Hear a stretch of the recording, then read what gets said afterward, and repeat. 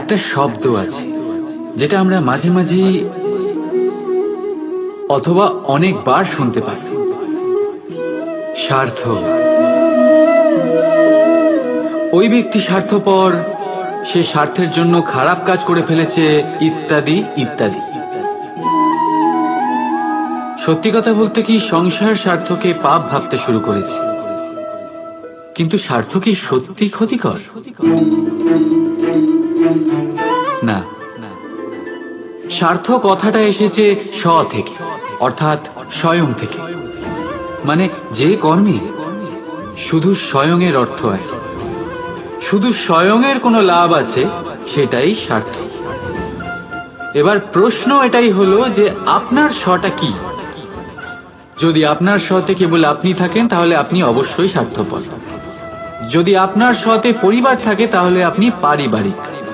যদি আপনার স্বতে অন্য লোক থাকে তাহলে আপনি পরোপকারী। আর যদি আপনার স্বতে এই সংসার থাকে তাহলে আপনি পরমার্থী। তাহলে নিজের স্বার্থ থেকে দূরে যাবেন না, সেটার বিস্তার করুন। নিজের অস্তিত্বের বিস্তার করলে এই স্বার্থ নিজেই পরমার্থে পরিণত হবে। রাধা রাধা। আমি আপনাদের বলেছিলাম যে সংসারের সব থেকে বড় অস্ত্র আর সব থেকে বড় সম্বল হলো বন্ধুত্ব। কিন্তু এই বন্ধুত্ব কেমন হওয়া উচিত? বন্ধুত্ব হওয়া উচিত দুধে মেশানো জলের মতো। কিভাবে? দুধে যখন জল মেশানো হয় তখন সেই জল নিজেই দুধে পরিণত হয়। এবার ভাবুন, দুধের সাথে বন্ধুত্ব করে জলের গুরুত্ব কেমন বেড়ে গেল। তবে এখানেই কিন্তু এই গল্পের শেষ নয়। যখন দুধকে গরম করা হয় তখন জল নিজের বন্ধুত্ব পালন করে। জল নিজে আগে সেটার তাপ নেয়, নিজের অস্তিত্বকে বাষ্পে রূপান্তরিত করে আর দুধকে বাঁচিয়ে নেয়। আর তারপর জল বাষ্প হয়ে গেলে দুধ ফুটতে থাকে, সে পাত্র থেকে বেরিয়ে উপচে পড়ে। আর শান্ত তখনই হয় যখন তাতে আবার জল মেশানো হয়। অর্থাৎ বন্ধুত্ব সেটাই যা বন্ধুর অস্তিত্বকে বিস্তার করে। বন্ধুত্ব সেটাই যা বন্ধুর জন্য নিজের অস্তিত্ব জ্বালিয়ে দেয়।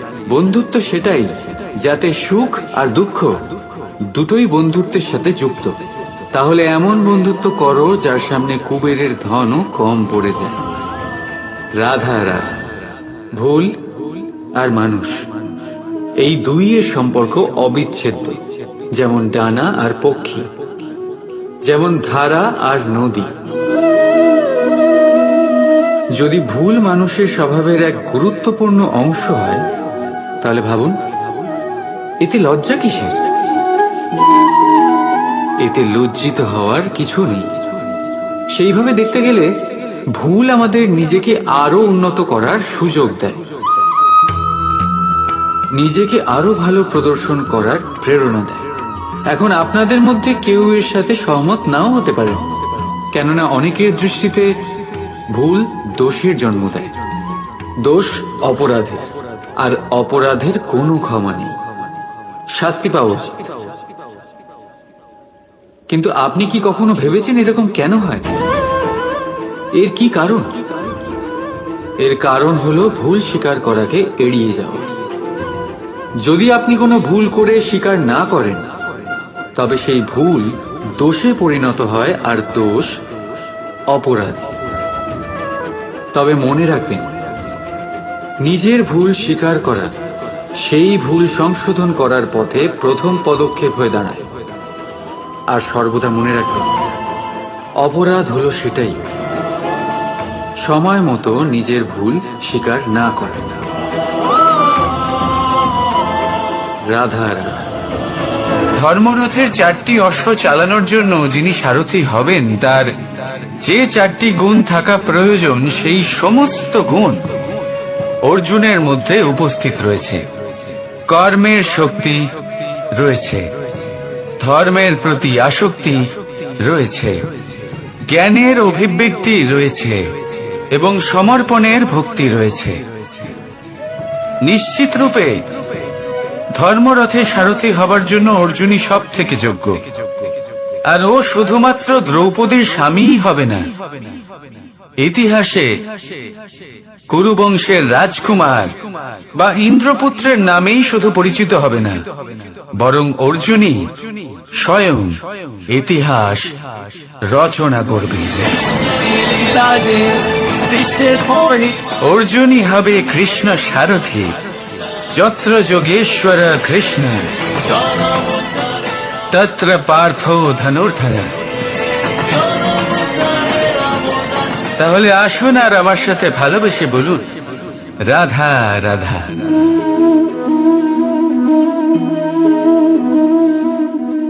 আপনার কি মনে হয় আমি কি করছি? আপনি বলবেন আমি প্রদীপ জ্বালাচ্ছি, সঠিক। কিন্তু প্রশ্ন হচ্ছে যে আমি কি আপনাকে বলেছি যে একে প্রদীপ বলা হয়? না। এই প্রদীপ কি নিজেই নিজের পরিচয় আপনাকে দিয়েছে? না। তাহলে আপনি কি করে জানলেন যে একে প্রদীপ বলা হয়? উত্তর হচ্ছে প্রকাশ, যে স্বয়ং জ্বলে অন্ধকারের মধ্যে সংসারকে পথ দেখায়, সেটাই প্রদীপ। যা নিরাশার মাঝে আশার আলো প্রদর্শন করে, সেটাই প্রদীপ। অপর দিকে আছে সাপ, যাকে না দেখেও তার ফনার আওয়াজ শুনেই লোকে ভয় পেয়ে যায়। তার মানে ব্যক্তির পরিচয় তার কর্মের দ্বারা পাওয়া যায়। তাই আপনার এটা বলার প্রয়োজন নেই যে আপনার পরিচয় কি। এটা আপনার কর্মই নিশ্চিত করবে যে লোকে আপনাকে প্রদীপ ভেবে ভালোবাসবে নাকি সাপ ভেবে ভীত হয়ে থাকবে। রাধা রাধা। সময় কত বিচিত্র হয়। সময় আমাদের পক্ষে থাকলে আমরা নিজেদের রাজা মনে করে নিই, আর সেই সময় যদি বিপক্ষে চলে যায় তাহলে নিঃস্ব হতে সময় লাগে না। তাই মানুষের একটা অভ্যেস আছে, খারাপ সময়ের জন্য কিছু সঞ্চয় করা। আত্মীয়, বন্ধু খারাপ সময় পাশ থেকে সরে যায়। যশ, মান প্রতিকূল সময় চিরস্থায়ী হয় না। তাই মানুষ মনে করে অর্থ সঞ্চয় করাই শ্রেয়। অর্থের কোনো হৃদয় নেই যা সময়ের সাথে পরিবর্তিত হবে। সংসার বলে সর্বদা অর্থ সঞ্চয় করতে থাকো, খারাপ সময় অবশ্যই কাজে লাগবে। কিন্তু আমি বলবো শুভ কর্ম করতে থাকুন, আনন্দে থাকুন, নিজের ওপর আর ঈশ্বরের ওপরে বিশ্বাস রাখুন। খারাপ সময় কখনো আসবেই না। রাধা রাধা। প্রকৃতি মানুষকে এক বিশেষ শক্তি দিয়েছেন, অন্য জীবের থেকে বেশি শক্তি দিয়েছেন, স্মরণ শক্তি। এই শক্তি মানুষকে অন্য জীবের থেকে ভিন্ন করে, ইতিহাস রচনা করার প্রেরণা দেয়, জ্ঞানকে বংশানুক্রমে এগিয়েও নিয়ে যায়। আর যারা ভুলে যান, অধিকাংশ সময় তারা উপহাস আর দয়ার পাত্র হয়ে যান। কিন্তু এটাই কি প্রকৃত রূপে সত্য? না। এই স্মরণ শক্তি মানুষের বিকাশের সব থেকে বড় বাধা হয়ে দাঁড়ায়। তার মনকে দূষিত করে দেয়। খারাপ অভিজ্ঞতা, কারোর করা বিশ্বাসঘাতকতা, কারোর কটাক্ষ বেশিরভাগ মানুষই ভুলতে পারেন না।